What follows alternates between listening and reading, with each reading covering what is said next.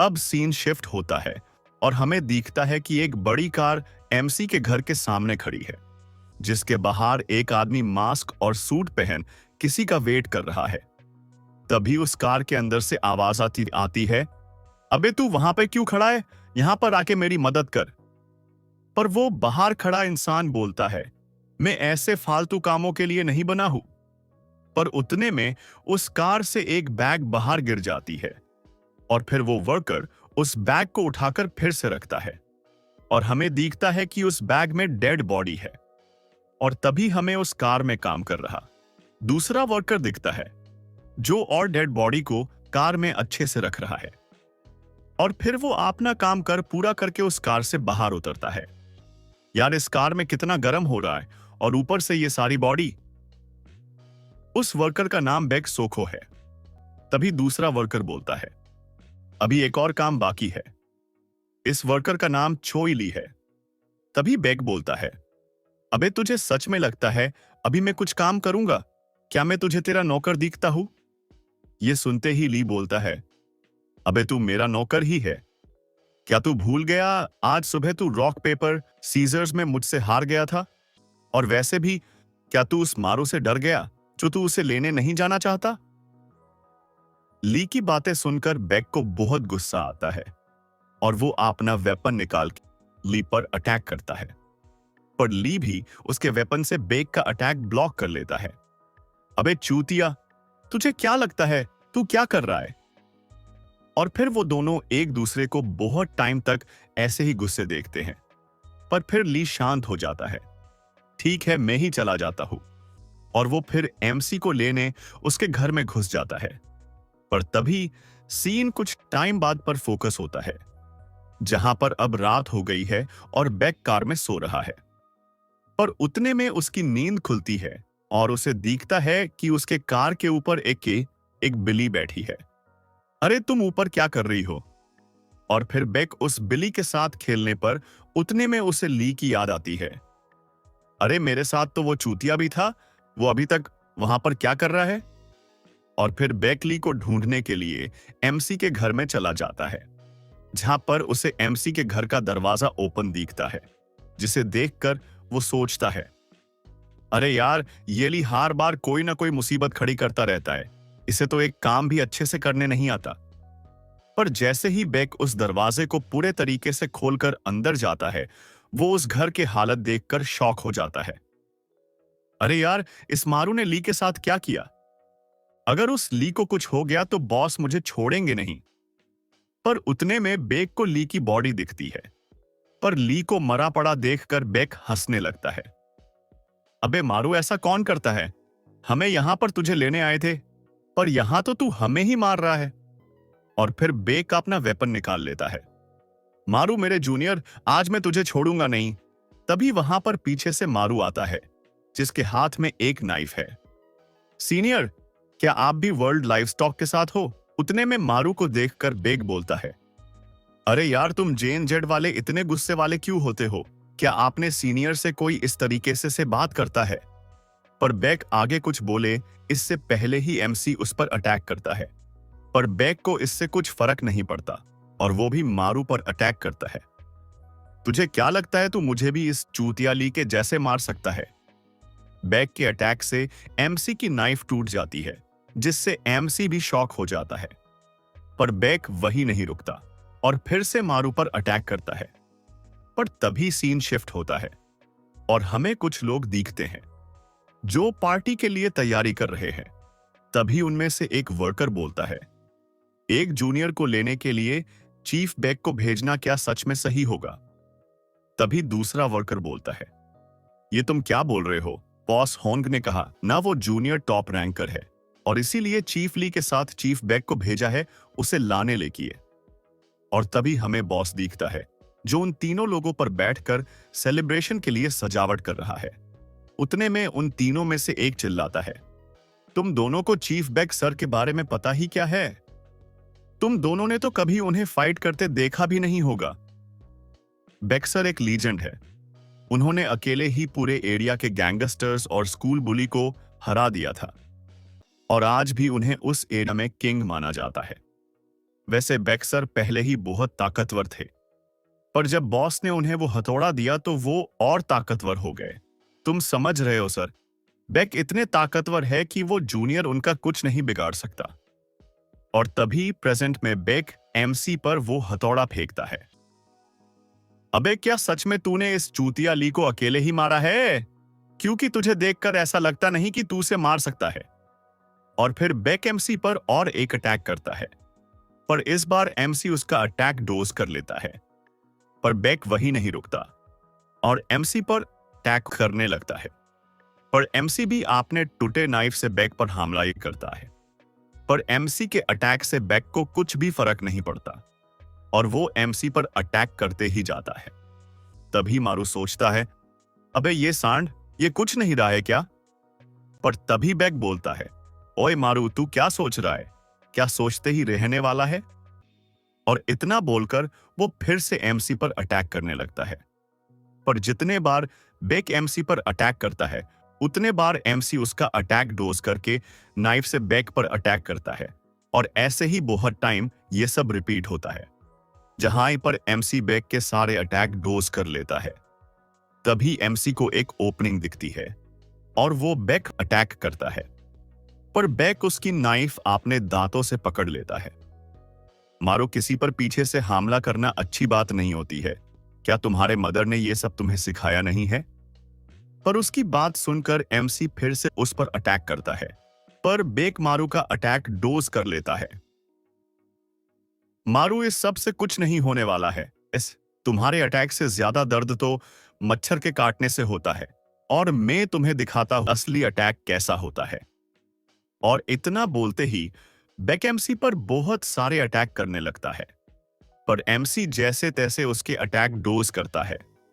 एक बार तो एमसी कैसे तो कर के उसके अटैक से बचता है, पर चांस देखकर बेक उसे एक किक मारता है जो सीधा एमसी फेस पर लगती है। पर बेक वही नहीं रुकता और एमसी का पैर पकड़ के उसे एक दीवार पे पटक देता है। उस अटैक के वजह से मारू बेहोश होने ही वाला था कि बेक फिर से उसे नीचे गिरा के एमसी पर अटैक करने जाता है। मारू, तुम कुछ और कहना चाहते हो? पर उतने में बेक शॉक हो जाता है, क्योंकि एमसी ने जो जो अटैक किया था वो बेक के जॉइंट पे किया था, और इसी वजह से अब बेक अपने बॉडी को यूज नहीं कर पा रहा है। पर तभी एमसी बोलता है, ओए चूतिया, तू इतने बड़ कैसे कर लेता है? एमसी की बातें सुनकर बेक को बहुत गुस्सा आता है और वो एमसी पर फिर से अटैक करने के लिए अपना वेपन उठाता है। पर तभी सीन फिर से शिफ्ट होता है और हमें बॉस दिखता है जो एमसी का एक फोटो दीवार पर लगा रहा था। उतने में उस फोटो को देखकर बॉस बोलता है, तुम सबको नहीं लगता मारू इतना अच्छा दिखता है? उसे तो कोई सेलिब्रिटी होना चाहिए था। और तभी बॉस उन तीनों के ऊपर से नीचे उतर जाता है। तुम तीनों कब से इतनी बातें कर रहे थे? वैसे तुम सही बोल रहे थे चीफ बेक, बाकी चीफ में सबसे बेस्ट है और मुझे नहीं लगता कोई दूसरा वर्कर उससे अच्छा हो सकता है। पर तुम सब मेरे मारू के बारे में ऐसे कैसे बात कर रहे थे? और बॉस को गुस्से में देखकर वो तीनों डर जाते हैं। पर उतने में बॉस फिर से बोलता है, तुम तीनों को नहीं लगता मैनेजर मारू के बारे में तुम्हें अच्छे से बात करनी चाहिए? पर तभी बॉस की बात सुनकर एक वर्कर बोलता है, बॉस आप क्या बोल रहे हैं? मारू तो अभी बस 23 साल का है, उससे आप मैनेजर कैसे बना सकते हैं? उतने में बॉस बोलता है, तुम सब बोल रहे थे बेक को कोई नहीं हरा सकता, और तुम सबको मारू के बारे में कुछ नहीं पता है। और तभी दूसरे साइड हमें बेक दिखता है जिसके बॉडी के हर जॉइंट से खून निकाल रहा है। और तभी वो नीचे गिर जाता है और वो एमसी की तरफ देखता है जो उसका ही हथौड़ा उठाता है। तब जाके बेक को समझता है कि एमसी ऐसे ही कहीं पर अटैक नहीं कर रहा था और वो हर बार बेक के नसों पर अटैक कर रहा था। पर बेक को तो लग रहा था कि वो एमसी के साथ खेल रहा है, पर एमसी ही उससे खेल रहा था। और उतने में एमसी उसके माथे पर टूटी हुई नाइफ रखकर बेक के हथौड़े से बेक को खत्म कर देता है। और तभी सीन फिर से शिफ्ट होता है और हमें एक कंपनी दिखती है जिसे बाहर वही कार है जो एमसी के घर के बाहर थी। तभी एमसी उस कार से निकल के उस कंपनी के पास जाता है और उस फैक्ट्री का दरवाजा ओपन करता है और अंदर चला जाता है। और जैसे ही एमसी उस फैक्ट्री में जाता है, वहां पर खड़े सब लोग सेलिब्रेशन करने लगते हैं। कांग्रेट्स मारू, तुम मैनेजर बन गए, बॉस ने तुम्हें मैनेजर बना दिया है। पर एमसी उन सब पर ध्यान नहीं देता और उनके तरफ बेक और ली की आईडी फेंकता है।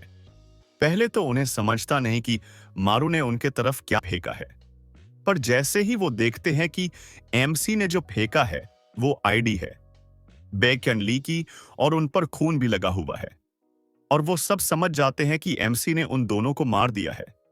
और वो सब गुस्से में आपने आपने वेपन निकाल लेते हैं, पर तभी एमसी पीछे घूम जाता है और उस फैक्ट्री का दरवाजा बंद कर लेता है। आज तुम सब सुअरों को मैं मारने वाला हूं, तो पहले कौन मरने चाहता है? तभी हमें बॉस दिखता है, जो आपने कुल्हाड़ी के साथ एक सीट पर बैठा हुआ है। देखो मारू यहां आ गया, और वो पहले से ज्यादा ताकतवर लग रहा है। उतने में हमें मारू दिखता है, जो उन सब से अकेले ही फाइट कर रहा है, जहां पर वो एक एक करके उन्हें मार रहा है और उसके आंखों में बस गुस्सा नजर आ रहा है। और देखकर लगता है कि आज वो इन सबको यही खत्म करने वाला है। पर एमसी को ऐसे देखकर भी बॉस को कुछ फर्क नहीं पड़ता, और तभी कुछ और लोग एमसी को मारने के लिए उसके तरफ बढ़ते हैं। पर एमसी उन सबको भी बड़े आसानी से मार देता है। और उतने में एमसी को देखकर बॉस बोलता है, यह सब ठीक नहीं हो रहा है, अब मुझे नहीं कुछ करना पड़ेगा। और बॉस आपने जगह से उठ जाता है और आपने पॉकेट से कुछ निकालता है, और फिर बॉस नाचने लगता है। मारू तुम ये कर सकते हो, तुम इन सबको मार सकते हो मारू, ऐसे ही करते रहो। बॉस को ऐसा करता देख बाकी सब शॉक हो जाते हैं, पर फिर भी वो एमसी पर अटैक करने के लिए आगे बढ़ते हैं। पर दूसरे साइड एमसी बेक का हथौड़ा इस्तेमाल करने लगता है, जो देखकर एक इंसान बोलता है, तुम ऐसा कैसे कर सकते हो? वो चीफ बेक का हथौड़ा है, सब लोग इसे छोड़ना मत, इसे मार दो, आज हम इसे चीफ बेक को ऑफर कर देंगे। और फिर वो सब एमसी पर अटैक करने लगते, पर एमसी को जैसे कोई फर्क ही नहीं पड़ रहा, और वो उनमें से एक के गर्दन में नाइफ घुसा देता है। पर तभी कुछ लोग एमसी के साइड से उस पर अटैक करने ही वाले थे कि एमसी उस इंसान को पकड़ के उसे शील्ड के जैसा यूज करता है। यह देखकर एक बंदा सबको रुकने बोलता है, अबे मारू, तू मैनेजर हो को शील्ड के जैसे कैसे यूज कर सकता है? और वो अकेले ही एमसी पर अटैक करता है, पर एमसी उन सबको मार देता है। और अब ऑलमोस्ट एमसी ने उनमें बहुत लोगों को मार दिया है। और अब एमसी को देखकर वो सब डर गए, क्योंकि मारू को इतने सारे लोग मिलकर भी हरा नहीं पाए। पर उतने में मारू उनके पास आने लगता है, जिससे वो लोग और डर जाते हैं। पर तभी एमसी के साइड से आवाज आती है, मारू मैंने तुम्हें बताया था ना। पर वो इंसान कुछ बोले इससे पहले ही एमसी उस पर बेक के हथौड़े से अटैक करता है। पर उस इंसान की आवाज फिर से आती है, ये क्या मारू? और हमें दिखता है कि वो इंसान कोई और नहीं, बॉस है, और उन्होंने आपने एक हाथ से बेक के हथौड़े को पकड़ा है। और उतने में वो एमसी को देखकर हंसने लगता है, और बेक के हथौड़े को बस आपने एक हाथ से तोड़ देता है। तो मारू, तुमने अभी इतने लोगों को मारा, वो तुम्हें कैसे लगे? वो तुम्हें सुअर जैसे ही लग रहे थे या कुछ और? और तभी बॉस साइड में पड़ा केक उठा के एमसी के मुंह में डाल देता है। मुझे लगा ही था एक दिन तुम ऐसा कुछ करोगे, क्योंकि तुम और मैं एक जैसे हैं मारू। अब तुम्हारा हो गया होगा तो चलो अंदर चलते हैं मारू, मैंने तुम्हारे लिए एक गिफ्ट रखा है। पर एमसी बॉस के बातों पर ध्यान नहीं देता और गुस्से में पूछता है, मेरी सिस्टर कहां पर है? पर उतने में एमसी के पीछे हमें वो लड़की दिखती है जो उसे सिस्टर के साथ थी। वो केक को देखकर रोने लगती है। इस प्यारे से केक को तुम लोगों में से किसने खराब कर दिया? कौन था वो? तभी वहां पर पड़ा एक वर्कर बॉस का नाम ले ही रहा था कि उतने में बॉस उसके फेस पर पैर रखकर एमसी की तरफ इशारा करता है। ये उसने किया है। कुछ टाइम तक एमसी को समझता नहीं कि ये क्या हो रहा है, पर अगले ही पल उसके साइड से एक बुलेट जाती है, और तभी वो लड़की बोलती है, तुम इतने अच्छे केक को वेस्ट कैसे कर सकते हो? और वो एमसी पर फिर से फायर करती है। पर एमसी उसके हाथ में बंदूक देखकर छुप जाता है और वो सोचता है कि उसे कुछ भी करके उन दोनों के बीच का डिस्टेंस कम करना पड़ेगा, जिससे वो उसे मार सकता है। पर वो लड़की ऐसा करने नहीं देगी। पर हमें दिखता है कि वो लड़की खुद एमसी के पास आ जाती है। उसे अपने पास देखकर एमसी शॉक हो जाता है। अरे, इसके पास बंदूक है तो ये मेरे इतने क्लोज क्यों आ रही है? पर दूसरे साइड वो लड़की एमसी पर फायर करने ही वाली थी। पर एमसी कैसे तो उसके शॉट की डायरेक्शन चेंज कर लेता है और एमसी उसे खत्म करने के लिए उस पर अटैक करने ही वाला होता है। एमसी कुछ कर सके इससे पहले ही वो लड़की एमसी को किक मारती है, जो सीधा उसके फेस पर लगती है। पर वो यहीं पर नहीं रुकती और एमसी को बिना कोई वेपन यूज किए मारने लगती है। और इस सब से एमसी बहुत कंफ्यूज हो गया है।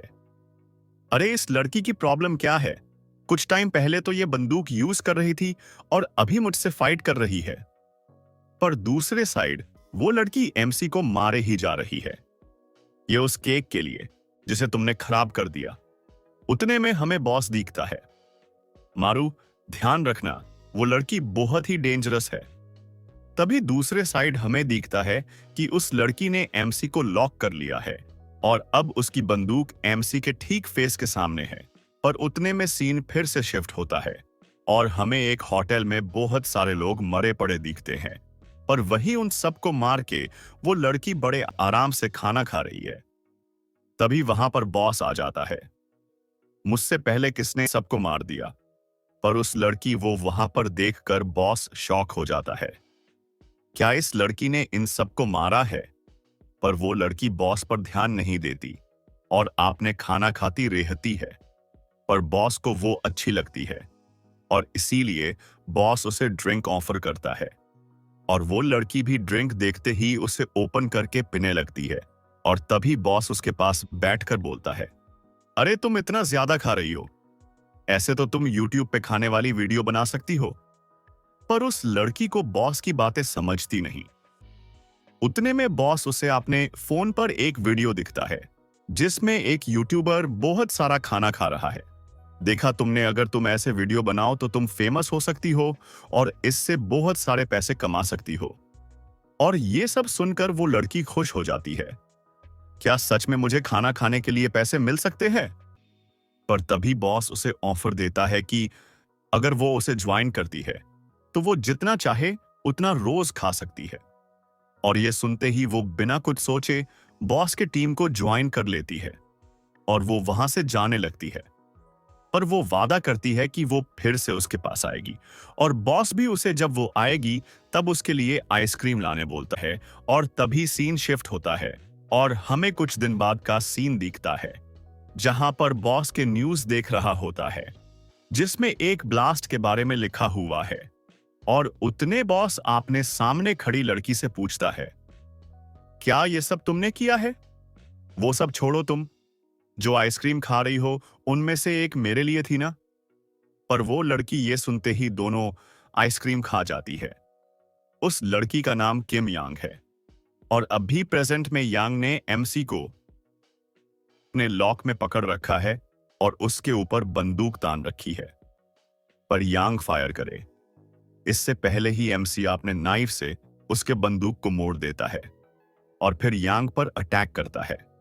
पर यांग एमसी से दूर हो जाती है जिससे वो मारू के अटैक से बच जाती है और वो फिर एमसी को किक मारती है जो ठीक फिर से उसके फेस पे लगती है और फिर वो दोनों फाइट करने लगते हैं। तभी हमें साइड में पड़ा एक फोन दिखता है जिस पर एक कॉल आता है और एक वर्कर उस फोन को उठा लेता है। क्या हो गया डार्लिंग? पापा तुमसे अभी बात नहीं कर सकते क्योंकि पापा अभी एक काम में है। पर वो आगे कुछ बोले इससे पहले ही एमसी उसके पास से गुजरता है और वो वर्कर जैसे तैसे बच जाता है। पर उतने में उस वर्कर के दोस्त उसे आवाज देते हैं, सर, यहां पर आके बैठो। उन्हें देखकर वो वर्कर उनके पास आ जाता है पर तभी उन तीनों के ऊपर आके बॉस बैठ जाता है। तुम तीनों को दिख रहा है मारू और यांग के लेवल में अभी बहुत फर्क है, पर उनकी फाइट मजेदार हो रही है।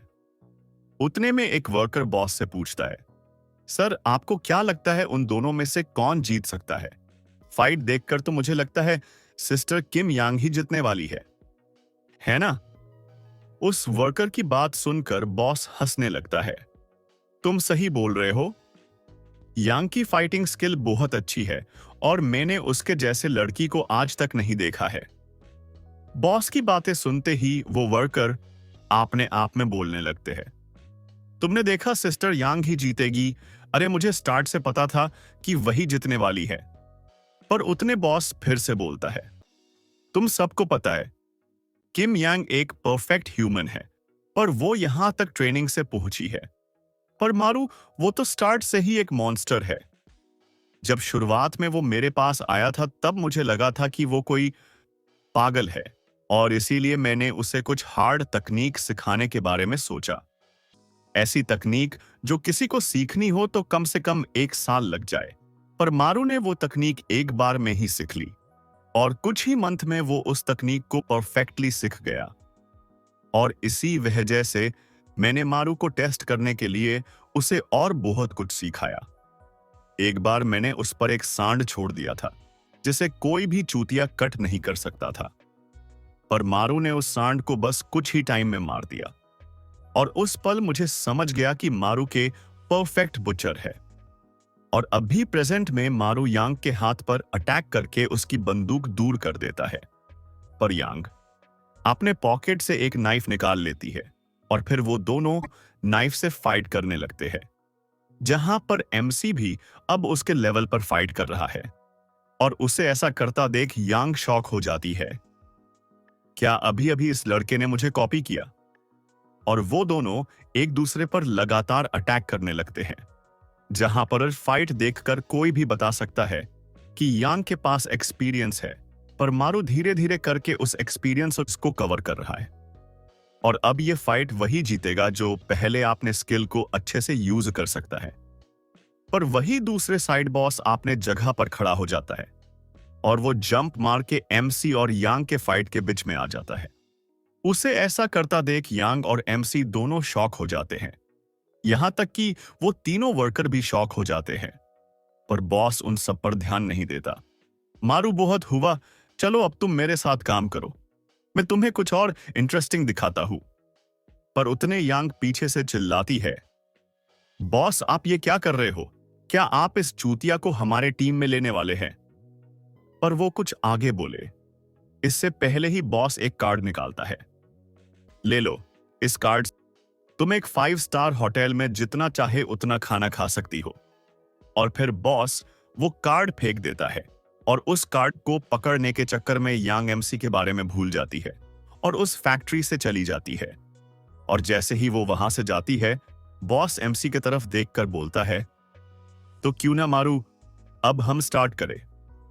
पर एमसी बिना अपने टाइम वेस्ट किए बॉस पर अटैक करता है। मेरी सिस्टर कहां पर है? पर बॉस एमसी का अटैक बड़े ही आसानी से ब्लॉक कर लेता है और बस ब्लॉक नहीं करता तो वो एमसी को पीछे दूर फेंक देता है। मारू, तुम बस मुझसे यही जानना चाहते हो।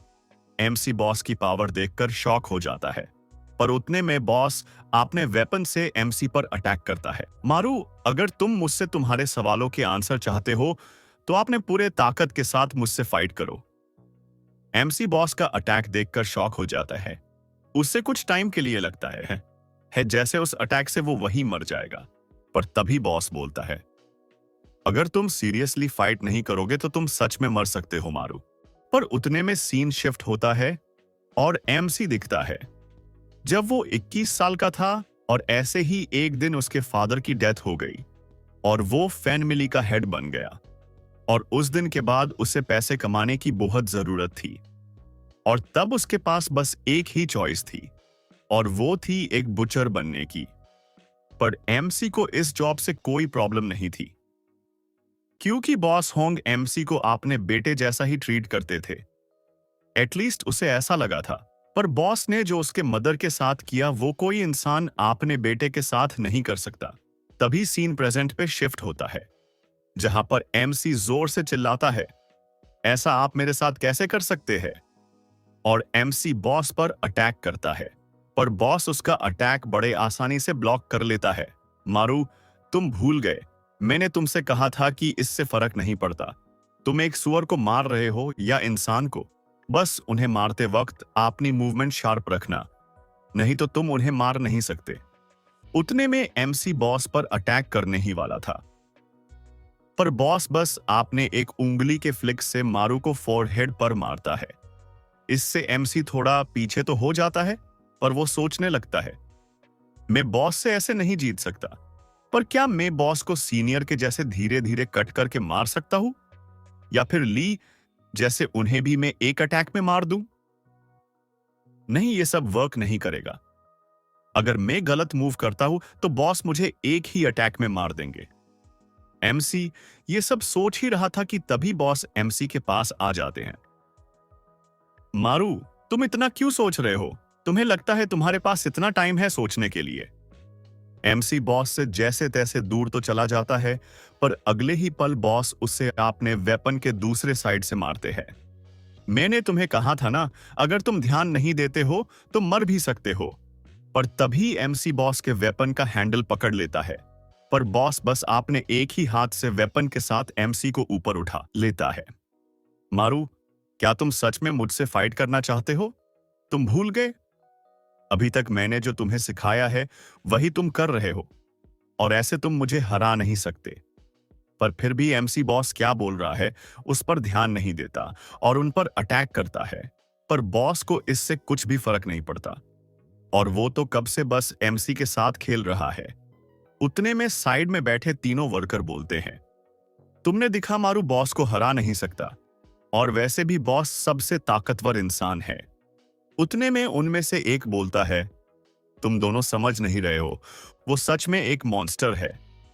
उन दोनों को लगता है वो बॉस के बारे में बोल रहा है, पर तभी वो बोलता है, मैं बॉस हॉन्ग के बारे में नहीं बोल, मैं उस बच्चे सी बॉस हॉन्ग मॉन्स्टर है। पर वो लड़का जिस स्पीड से ग्रो कर रहा है वो जल्दी ही उस मॉन्स्टर को भी मार सकता है। वही दूसरे साइड हमें दिखता है कि बॉस एमसी के अटैक अभी भी आसानी से ब्लॉक कर रहा है। मारू, तुम सच में ग्रो कर रहे हो, और ट्राई करो और अच्छे से अटैक करो। पर उतने में बॉस एमसी पर अटैक करता है। एमसी जैसे तैसे बॉस का अटैक ब्लॉक कर लेता है, पर तभी बॉस बोलता है, तुम्हें पता है इस फाइट में किस बात की कमी है? तुम्हारा वेट मारू, तुम्हारा वेट बहुत कम है मुझसे, और देखो तो तुम अब सीधे खड़े भी नहीं हो पा रहे हो। तुम्हें सच में लगता है ऐसे तुम मुझे मार सकते हो? और तभी बॉस फिर से एमसी पर अटैक करता है। एमसी उस अटैक को डोज कर लेता है। जहां पर वो अटैक लगता है वहां का फ्लोर टूट जाता है। मारू, तुम्हारी नाइफ तो टूट गई, अब तुम क्या करोगे? ये सुनते ही एमसी पीछे देखता है, जहां पर वो सब वर्कर पड़े हैं जिन्हें अभी अभी एमसी ने मारा था। उतने में वो उनकी नाइफ लेने के लिए भागता है। उसे ऐसा करता देख बॉस उसके तरफ एक बेंच फेंकता है और एमसी की तरफ भागने लगता है। पर एमसी भी मौका देखकर बॉस पर अटैक करता है, पर बॉस हॉन्ग उसका अटैक डोज कर लेता है और नीचे बैठकर मारू के शूज की लेस बनाने लगता है। अरे मारू, ये ओपन है, ऐसे तुम फाइट कैसे कर सकते हो? पर दूसरे ही पल बॉस एमसी का एक पैर पकड़ के उसे हवा में फेंक देता है और अपने वेपन से एमसी को हिट करता है, जैसे कि एमसी कोई बॉल है। उस अटैक से एमसी दूर जाके एक दीवार से टकरा जाता है, पर बॉस उसके पास आ जाते हैं। तुम्हें पता भी है, तुमने जिस फैक्ट्री को जापान में जलाया उसमें जो ड्रग्स थे उनकी कॉस्ट 300 बिलियन थी, और तुमने उन पैसों को आग लगा दी।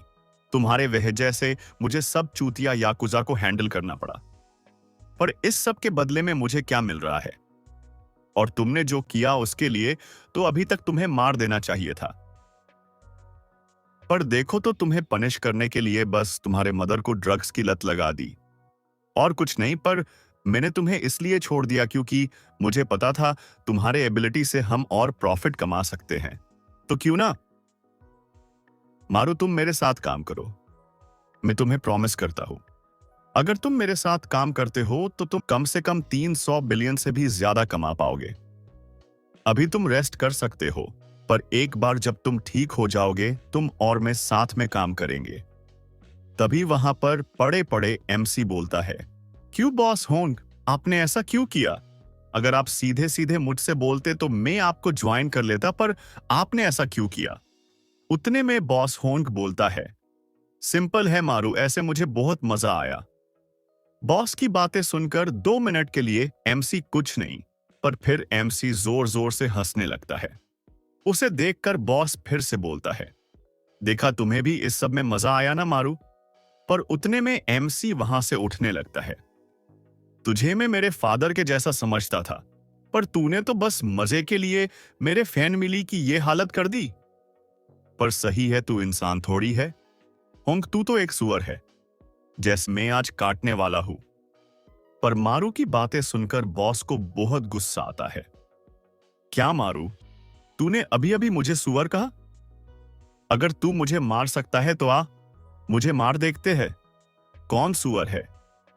पर तभी सीन शिफ्ट होता है और हमें एक वर्कर दिखता है जो आपने ब्लड से एक नोट लिख रहा है। आपने फेन एमिली के लिए। उसे ऐसा करता देख बाकी दोनों को समझ नहीं रहा है कि वो क्या लिख रहा है। उतने में वो उन दोनों को बताता है कि वो अपनी विल लिख रहा है और उन दोनों को अभी ऐसी विल लिख लेने चाहिए, क्योंकि अब तक जिसने बॉस हॉर्न को फाइट करते देखा है वो कभी जिंदा नहीं बचा।